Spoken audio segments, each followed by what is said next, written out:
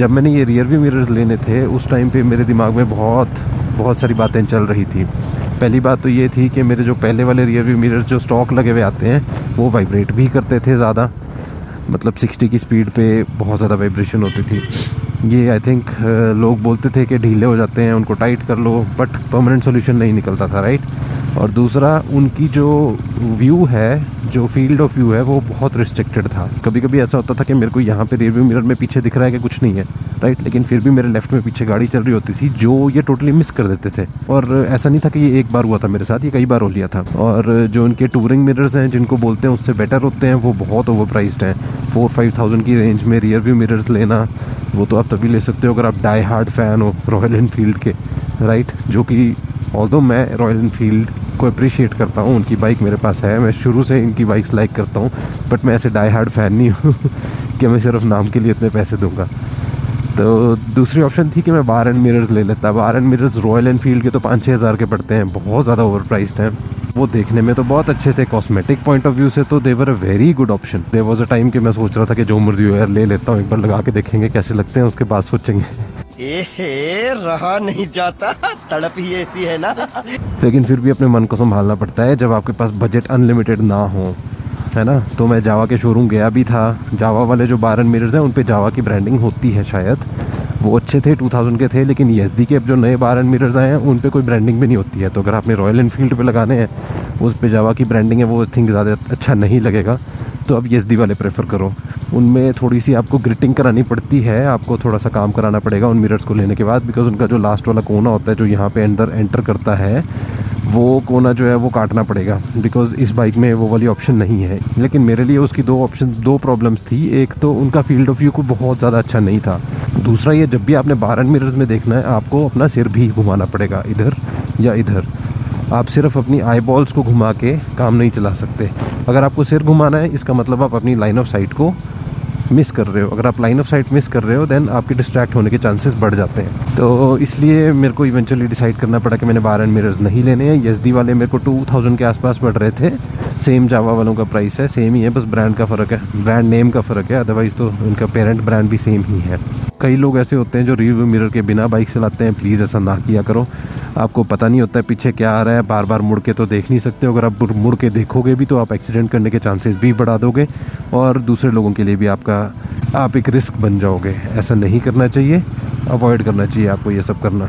उसके बाद मेरे को ये याद आया कि भाई जब मैंने एवेंजर ली थी उस टाइम पे एवेंजर के जो रियर व्यू मिरर्स थे वो मुझे बहुत ही अच्छे लगते थे। पहले मेरे पास एवेंजर हुआ करती थी, स्कूल के बाद मैंने वो ली थी एंड काफ़ी टाइम रखी थी, 5-6 साल, हालांकि चली बहुत कम थी उस टाइम में। आप मेरा फर्स्ट व्लॉग देखना, उसमें आपको पूरी स्टोरी मिलेगी मेरे पास क्या होता था और ये मैंने बाइक कब ली, कैसे ली, कितनी वेटिंग रही और क्या कुछ मेरे को इसके लिए करना पड़ा और कहाँ कहाँ मुझे पता करना पड़ा और हाउ मैंने ये डिसीजन कैसे लिया कि मैंने ये वाली बाइक लेनी है। वो सारी चीज़ें मैंने अपने फर्स्ट व्लॉग में डाल रखी हैं। अगर आपने नई मीटियोर लेनी है, अगर आप ऐसा डिसीजन बना रहे हो तो हो सकता है कि आपको उस व्लॉग से थोड़ी हेल्प मिले अपने डिसीजन बनाने में। मैंने तब ये रियलाइज़ किया कि मेरी एवेंजर के मिरर्स जो थे वो बहुत ही अच्छे थे in terms of field of view, है ना। उस बाइक पे अच्छे वैसे भी लगते थे, लेकिन उसकी जो था ना टेल लाइट थी वो रेक्टेंगुलर जैसी थी, मतलब वो गोल नहीं थी, वो हॉरिजॉन्टली ओवल थी। तो उसका ये फ़ायदा होता था कि वो जो मिरर्स थे वो और टेल लाइट जो थे, अगर आप पीछे से बाइक को देखो वो थोड़े से मैच कर जाते थे। इस बाइक में ऐसा नहीं है, इसके सारा कुछ जो है वो राउंडेड ऑफ है। इसकी हेडलाइट, टेल लाइट, इंडिकेटर सारे राउंडेड ऑफ हैं। मेरे को इस चीज़ का थोड़ा सा डाउट था कि ये देखने में कहीं बहुत बुरे तो नहीं लगेंगे। हालांकि मैंने उस बंदे को बोला भी कि यार लगा के दिखा दो, बंदा बोलता लगा के तो नहीं दिखाऊंगा, लगा दूंगा अगर आपको चाहिए तो, कहता 5 मिनट में लग जाएंगे।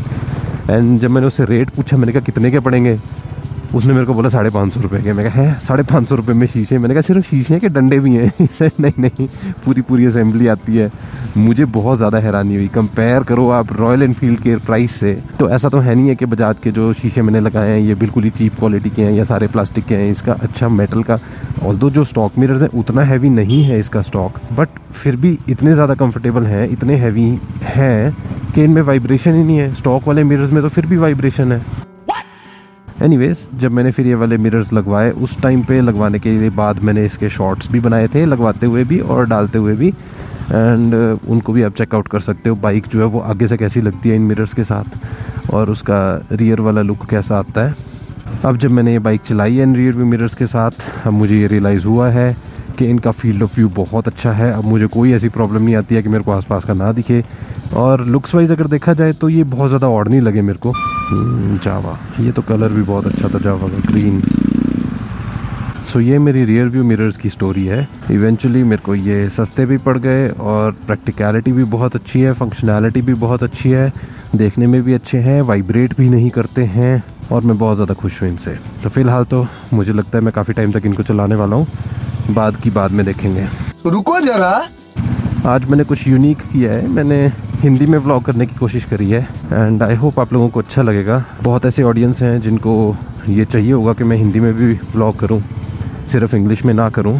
ये देखो कहीं भी कैसे भी लोग दरवाजे खोल देते हैं।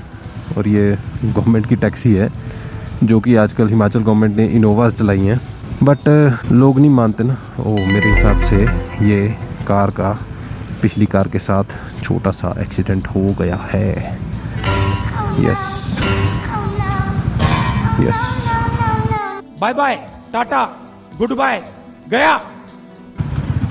उसका बेचारे पीछे वाले का बम्पर जो है वो थोड़ा सा आउट ऑफ प्लेस हो गया है। अगले वाले का तो मुझे लगता नहीं इतना फ़र्क पड़ा है, पर अगले वाला मेरे को बंदा ज़्यादा गुस्से में लग रहा था बिकॉज गलती पीछे वाले की थी। जब ट्रैफिक में आप रुकते हो तो आप एक्सपेक्ट करते हो कि आपके पीछे जो भी है वो ब्रेक मार ले, नहीं मारता है तो आपको बहुत बुरा लगता है बिकॉज वो आपकी गलती नहीं होती है कि आपके आगे वाला इतनी अब्रप्टली एकदम रुक गया है।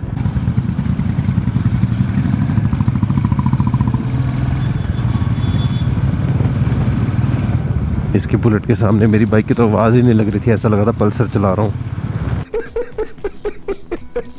बुलेट वाले इंजन वाली बात नहीं आती इनमें। ऑल्दो अगर आपको वो वाली फीलिंग लेनी हो एक मॉडर्न बाइक में तो इससे बेटर ऑप्शन कोई नहीं है। मीटियोर 650 अच्छी तो है, आप ले भी सकते हो और उसमें पावर की भी प्रॉब्लम नहीं आएगी, लेकिन जो सबसे बड़ी इशू होता है ना वो होता है रॉयल इनफील्ड की आवाज़ का। वो उसमें आपको कभी नहीं मिलेगी। ओके, ये बंदा हर कुछ गलत चल रहा था और स्कूटी वालों ने काफ़ी अच्छे तरीके से उसको याद दिलाया कि भाई तू गलत चल रहा है।